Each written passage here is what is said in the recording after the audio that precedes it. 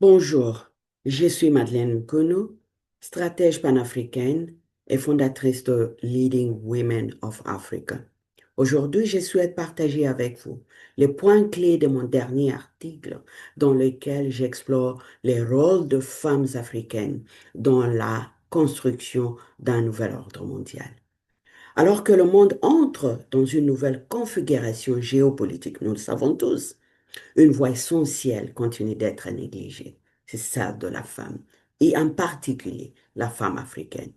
Comme nous le savons depuis 1945, la gouvernance mondiale repose sur les institutions façonnées par les puissances occidentales.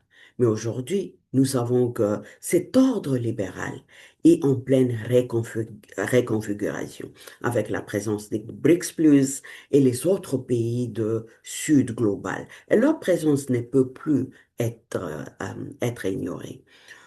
Nous entrons dans un monde multipolaire et je suis convaincu que de nouvelles voix doivent participer à la définition des nouvelles règles. Vous serez d'accord avec moi que la voix de la femme, en particulier celle de la femme africaine, doit être amplifiée.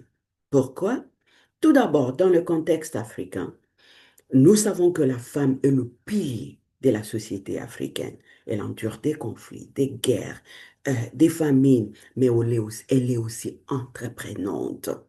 La femme représente, autant plus, la femme représente au-delà de la moitié de la population africaine. Pourtant, quand il s'agit de sièges là où les décisions cruciales sont en train d'être prises, telles que décisions sur la paix, la prospérité, la sécurité mondiale, leur présence reste très très faible.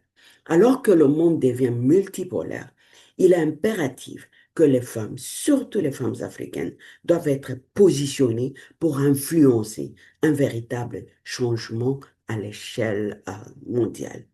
Les femmes africaines doivent être présentes autour des tables où les décisions sont en train d'être prises et leurs voix doivent être entendues. Sans la participation proportionnelle des femmes dans les plus hautes instances de décision, telles que les Nations Unies, les Conseils de sécurité, le Fonds monétaire international, il ne peut y avoir une paix et une prospérité durable dans le monde. Merci et j'attends vos commentaires.